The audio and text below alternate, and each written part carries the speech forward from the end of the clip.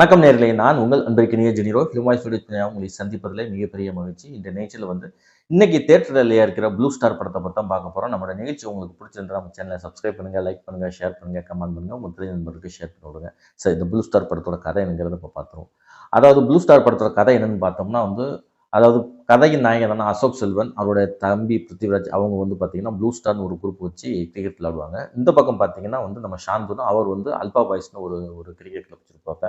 அப்போ அந்த கிரிக்கெட் நடக்கிற இடத்துக்கு நீ யார் நானா அப்படிங்கிற ஒரு போட்டி இருந்துகிட்டே இருக்கு. இந்த இடத்துல யார் விளையாடுவா அப்படின்னு சொல்லிட்டு இப்படி இருக்கிற சூழ்நிலை பார்த்தீங்கன்னா இன்னொரு குரூப்போட மோத வரும்போது சூழ்நிலை வரும்போது இவங்க ரெண்டு பேரும் சேர்ந்து அவங்கள எப்படி ஜெயிக்க போறாங்கன்னு சொல்லிட்டு ஒரு விஷயத்த நடக்கும்.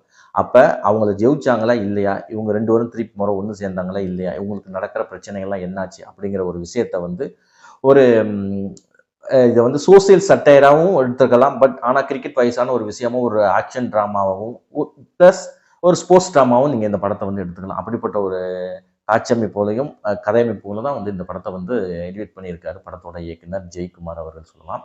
சரி, இந்த படத்தில் என்னென்ன ப்ளஸ் இருக்குது மைனஸ்கள் இருக்குங்கிறத நம்ம ஒவ்வொன்றா பார்த்துருவோம். அதாவது இந்த படத்துக்கு மிகப்பெரிய ப்ளஸ் பாயிண்டான விஷயம்னு பார்த்தீங்கன்னா இந்த படத்தோட கதையும் திரைக்கதையும் தான். அவ்வளோ சூப்பராக எடிவேட்டாக பண்ணியிருக்காரு. அதாவது இன்றைய காலகட்டங்களில் என்ன நடக்குங்கிற ஒரு விஷயத்தை நீட்டாக பிரசன்ட் பண்ணி அது கிரிக்கெட்டுக்காக நடக்கக்கூடிய ஒரு விஷயம் பார்க்குறது சொசைட்டிலே இப்படி தான் நடந்துகிட்டு இருக்கு அப்படிங்கிற ஒரு விஷயத்தை நீட்டாகவே ஹேண்டில் பண்ணியிருந்தார். அவ்வளோ அட்டகாசமாக இருந்துச்சு அவருடைய கான்ட்ரிபியூஷன். ஏன்னா ஒரு ஸ்போர்ட்ஸ் ட்ராமாக்களை இப்படிப்பட்ட ஒரு சொசைட்டி கான்சியஸான விஷயத்தை எப்படி போர்ட்ரேட் பண்ணுங்கிற விஷயத்தை அதை அழகாக பல்ஸ் எடுத்து நீட்டாகவே ப்ரெசென்ட் பண்ணியிருக்காருன்னு சொல்லலாம். ஏன்னா நிறைய இடங்கள்ல வசனமும் காட்சி அமைப்புகளும் ரொம்ப சூப்பராகவே எடுத்திருக்காரு. அவ்வளோ பெரிய விஷயங்கள் ட்ராவல் ஆயிருக்காரு. அப்படிப்பட்ட விஷயங்கள் நல்லாவே இந்த படத்தில் இருக்குன்னு சொல்லலாம்.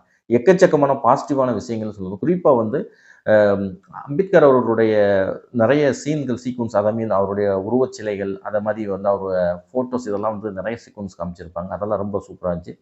பர்டிகுலர் ஒரு இடத்துல பார்த்தீங்கன்னா அசோக் செல்வன் என்ன செஞ்சிருப்பார் ஒரு ஒரு ஒரு ஒரு கிரிக்கெட் மேட்ச் நடக்கும். அப்போ அவங்க கிரிக்கெட் பேட் உடஞ்சிரும். அப்போ கிரிக்கெட் பேட் உடையும் போது பார்த்தீங்கன்னா அந்த இடத்துல பேட் இருக்காது, ஸ்டெம்பை வச்சு தான் விளையாடணும் அப்படிங்கிற ஒரு சூழ்நிலை வரும்போது பார்த்தீங்கன்னா அந்த ஸ்டெம்பை வச்சு அடித்து ஜெயிப்பார். இப்போ அந்த ஸ்டெம்பை வச்சு அடிக்கிற காட்சியில் பார்த்தீங்கன்னா அம்பேத்கர் சில பின்னாடி ஒரு ஒரு ஒரு ஒரு ஒரு பின்னாடி இருக்கும் ஒரு மதில்ல. அப்போ அது என்ன மாதிரி ஒரு விஷயத்தை கனெக்ட் பண்ணுங்கிற விஷயத்த பார்க்கும்போது பார்த்தீங்கன்னா அம்பேத்கர் அவர்கள் என்ன சொல்வாருன்னா, உனக்கு என்ன உன்னை நீ உனக்கு புரட்சி செய்யறதுக்கு டூல் இருக்கோ அதை வச்சு நீ பயன்படுத்து. உனக்கு பேனா தான் கிடைக்குது அப்படின்னு இருந்தா அதையுமே நீ ஆயுதமா பயன்படுத்து புரட்சிக்காக, இந்த சமூகத்துக்காக அப்படின்னு சொல்லுவார். அப்ப அதோட நீங்க இதை கனெக்ட் பண்ணி பார்த்தீங்கன்னா இது புரியும். உன்னுடைய ஆயுதம் எதை இருக்குங்கிறத நீ முடிவு பண்ணிக்கோ, உன் எதிராளியும் முடிவு பண்ணிக்கோ, அது வேற விஷயம். ஆனா உனக்கு கிடைக்கக்கூடிய வாய்ப்பை அது எப்படி வச்சாச்சுன்னு அதை நீ அதை ஈடுகட்ட பார்க்கணும். அதுக்கு நீ செய்யணுங்கிற ஒரு விஷயத்தை இதை போர்ட்ரேட் பண்ணியிருப்பார். அட்டகாசம் பண்ணியிருப்பாங்க. அதே மாதிரி நிறைய இடத்துல காட்சி அமைப்புகள் ரொம்ப சூப்பராக இருக்கும். குறிப்பிட்டு சொல்லணும்னா டைரக்டர் டச் ரொம்ப ரொம்ப எமோஷனலாகவே இருப்பாங்க. குறிப்பாக சொல்லணும்னா அந்த கிளைமேக்ஸ் அந்த கிரிக்கெட் ஃபைனலில் பார்த்தீங்கன்னா ஒருத்தருக்கு அடிபட்டிருக்கும். அவரை இந்த மேட்ச் தோத்தமா ஜெயிச்சுமானுங்கிற விஷயத்தை விட்டுட்டு அவர் அடிபட்டவரை தூக்கிட்டு போய் ஒரு சீன்லாம் ரொம்ப சூப்பராகவே பண்ணியிருந்தார் டைரக்டர். ரொம்ப அட்டகாசம் பண்ணியிருந்தான்னு சொல்லலாம். அதுக்கப்புறம் இந்த படத்தில் ரொம்ப முக்கியமாக சொல்லக்கூடிய விஷயம்னா பார்த்தீங்கன்னா அது கண்டிப்பாக இசையமைப்பாளர் கோவிந்த் வசந்த் தான். அவரோட கான்ட்ரிபியூஷன் ரொம்ப சூப்பராக இருந்துச்சு. அட்டகாசம் பண்ணியிருந்தாரு. ஏன்னா இதில் பாட்டும் நல்லா இருந்துச்சு. ஒரு 2 மெலோடி, ஒரு ஒரு ஒரு பீக் சாங்கு, ஒரு ஸ்போக் சாங், இதெல்லாம் அட்டகாசம் பண்ணியிருந்தாரு. அந்த ராவண கால் மேலே பால் போடுங்கிற சாங்லாம் ரொம்ப சூப்பராக இருந்துச்சு. அட்டகாசமாக இருந்துச்சு அவரோட பேக்ரவுண்ட் ஸ்கோரும் ஓவராலாக பார்க்கும்போது. அதே மாதிரி பார்த்தீங்கன்னா ஒளிப்பதிவும் ரொம்ப சூப்பராக இருந்துச்சு. ரொம்ப லைவான லொக்கேஷனில் அது ரொம்ப லென்த்தியான ஒரு விஷயத்த ரொம்ப ஒரு நம்ம இப்போ ஒரு ஸ்டேடியம் மாதிரி ஒரு கிரவுண்ட் எடுக்கிறோம்னா அதை அந்த லைவான ஒரு விஷயத்தை கொடுக்கணும். ரொம்ப அந்த அந்த கண்டினியூட்டியை கொடுக்கணுங்கிற ஒரு விஷயத்துலையும் ரொம்ப சூப்பராகவே பண்ணியிருந்தாரு. ரொம்ப நல்லாவே இருந்துச்சு. அது ஒரு சில காட்சிகள்லாம் பார்க்கும்போது பார்த்தீங்கன்னா ரொம்ப லாங் ஷாட்டில் இருந்து போய் க்ளோஸில் எடுக்கிறது, க்ளோஸ் ஷாட்டில் ரொம்ப லாங் ஷாட்டாக காமிச்சு அந்த ஸ்டேடியத்தை அப்படியே காமிக்கிறது ஒரு விஷயத்துலையும் லைட்டிங்கு ரொம்ப சூப்பராகவே பண்ணியிருந்தாரு.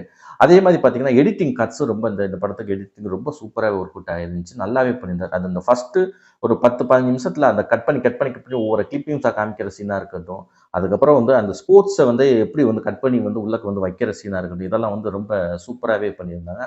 அவங்களுடைய கான்ட்ரிபியூஷன் இந்த படத்தில் ரொம்ப ஒரு அட்டகாசமான விஷயமா தான் இருந்துச்சுன்னு பார்க்கலாம். அடுத்து நம்ம முக்கியமான விஷயங்கள் இதுன்னு பார்த்தோம்னா அது கேரக்டரோட பெர்ஃபார்மன்ஸ். அதில் குறிப்பிட்டு சொல்லணும்னா இதில் நிறைய பேர் எக்கச்சக்கமான பேர் நடிச்சிருந்தாலும் நல்லா பண்ணியிருக்காங்க. இதில் நம்ம ரொம்ப முக்கியமாக சொல்லணும்னா அசோக் செல்வன். அசோக் செல்வனுக்கு இது ஒரு மிக முக்கியமான ஒரு படமாக நான் சொல்லுவேன். ஏன்னா அசோக் செல்வனோட பெஸ்ட்டு ஒரு மூமெண்ட் இந்த படத்தில் ரொம்பவே ட்ராவல் ஆயிருக்கு. எந்த இடத்துல ஆக்ரோஷமாக இருக்குது, எந்த இடத்துல இறங்கி போகணும், எந்த இடத்துல வந்து எதிராளியை அட்டாக் பண்ணணுங்கிற ஒரு விஷயமா இருக்கட்டும். ஒரு சில இடங்கள்லாம் அப்படியே நம்ம வந்து அந்த இடத்துக்கு போக மாட்டோம், நம்மளை வந்து மறுதளிக்கிறாங்க, நம்மளை விட மாட்டாங்கன்னு சொல்லிட்டு அந்த ஸ்டேடியத்தில் அப்படியே கண்களை அப்படி கண்ணில் வந்து அப்படியே தண்ணீரை வர வச்சு நிற்பாரு. அந்த சீனெல்லாம் வந்து ரொம்ப எமோஷனலாகவே இருக்கும். அட்டகாசம் பண்ணிட்டாருன்னு சொல்லலாம். கண்டிப்பாக வந்து இதுக்கு கண்டிப்பாக வந்து அசோக் செல்வனுக்கு ஒரு பெஸ்ட்டான படம் தான். அதுக்கப்புறம் வந்து சாந்தனுக்கு வந்து ரொம்ப நாளுக்கு ஒரு பிரேக்கிங் பாயிண்ட் இந்த படம் கிடைக்காம இருந்துச்சு. இந்த படம் கண்டிப்பாக நல்ல ஒரு வாய்ப்புள்ள படமாக இருக்குது. அப்புறம் வந்து கொடுத்த கேரக்டர் ரொம்ப சூப்பராகவே பண்ணியிருந்தார். பிருத்திவிராஜ் அசோக் செல்வனோட தம்பியான கேரக்டர் ரொம்ப சூப்பராகவே பண்ணியிருந்தார். அவரோட கேரக்டர் ரொம்ப நல்ல நீட்டாகவே இருந்துச்சுன்னு சொல்லலாம். அதுக்கப்புறம் கீர்த்தி பாண்டியன் வந்து ஃபர்ஸ்ட் ஹாஃப்லாம் வருவாங்க. செகண்ட் ஹாஃப்ல அந்த அளவுக்கு காட்சிகள் இல்லாட்டாலுமே வந்து ஆனால் அவங்களும் கொடுத்த கேரக்டர் நீட்டாகவே பண்ணியிருந்தாங்க. அவங்களுடைய பெர்ஃபார்மன்ஸ் ரொம்ப சூப்பர். அது கீர்த்தி பாண்டியன் வந்து ஒரு சீனில் சொல்கிற விஷயம் எனக்கு வந்து ரொம்ப சூப்பராக இருந்துச்சு. உன்கிட்ட நான் ஒன்று எதிர்பார்க்குறேன் அப்படின்னு சொல்கிற விஷயத்தை எல்லாருமே வேறு மாதிரி எதிர்பார்த்தாங்க. நான் முதற்கொண்டு எதிர்பார்த்தேன். ஆனால் நான் கிரிக்கெட் விளையாடுறேன் என்னை கூட்டிகிட்டு போவியா அப்படின்னு சொல்லிட்டு ஒரு சீனா அப்படியே வேற மாதிரி ஒரு சம்பவமான ஒரு சீன் அது. ஏன்னா பெண்கள் வந்து சீக்கிரம் வந்து ஸ்போர்ட்ஸுக்கு வரதான் என்னை விளையாடக்கூடாதுன்னு சொல்லி எந்த பெண்களும் சீக்கிரம் சொல்ல மாட்டாங்க. அப்படிப்பட்ட ஒரு விஷயத்தை அதில் போர்ட்ரேட் பண்ணியிருப்பாங்க. ரொம்ப சூப்பராக இருந்துச்சு. அதுக்கப்புறம் பார்த்தீங்கன்னா வந்து இதில் பகவதி பெருமாள் கேரக்டர் கதைக்கு அவர் தான் மெயின் கோராக வருவார். அப்புறம் ரொம்ப சூப்பராகவே பண்ணியிருந்தார். நல்லா இருந்துச்சு. அசோக் செல்வனோட அம்மாவை பண்ணுற கேரக்டர் இந்த வந்துச்சு. அப்போ அந்த படத்தில் எக்கச்சக்கமான விஷயங்கள் வந்து ப்ளஸ்ஸான விஷயங்கள். அப்போ வந்து மைனஸே இல்லையா அப்படிங்கிற ஒரு விஷயத்தை வந்து நீங்கள் கேட்கலாம். இந்த படத்தில் -10 பார்த்தீங்கன்னா செகண்ட் ஹாஃப் தான். இந்த படத்தில் செகண்ட் ஹாஃப் பார்த்தீங்கன்னா ஃபர்ஸ்ட் ஹாஃப் இருக்கிற விறுவிறுப்பு செகண்ட் ஹாஃப் வந்து கொஞ்சம் இல்லையோ அப்படின்னு ஒரு மிக முக்கியமாக சொல்லணும்னா வந்து இந்த படத்தோட லென்த் வந்து பார்த்தீங்கன்னா எக்கச்சக்கமான இது போய்கிட்டே இருக்குது. ஃபுல் அண்ட் ஃபுல் வந்து ஸ்போர்ட்ஸ் ஐ மீன் அது வந்து ஃபுல் அண்ட் ஃபுல் வந்து அந்த கிரவுண்ட்லேயே ட்ராவல் ஆகுறது நம்மளுக்கு ஒரு சின்ன ஒரு அயற்சியை தர்ற மாதிரி இருக்குது. அதை ஒரு 15 நிமிஷம் இன்னும் கொஞ்சம் கிறிஸ்பாக கட் பண்ணியிருக்கலாமோ அப்படிங்கிற ஒரு ஒரு எண்ணம் எனக்கு வந்துச்சு. இதை இந்த மாதிரி விஷயங்கள் இதை தவிர்த்து இருக்கலாம். அதே மாதிரி கீர்த்தி பாண்டியனுக்கு செகண்ட் ஹாஃப்ல வந்து எந்த ஒரு காட்சி அமைப்பு ரொம்ப பெருசாக வந்து இன்டெப்த்தாக இல்லை. அதுவும் சின்ன ஒரு நெடலாகவே இருந்துச்சு.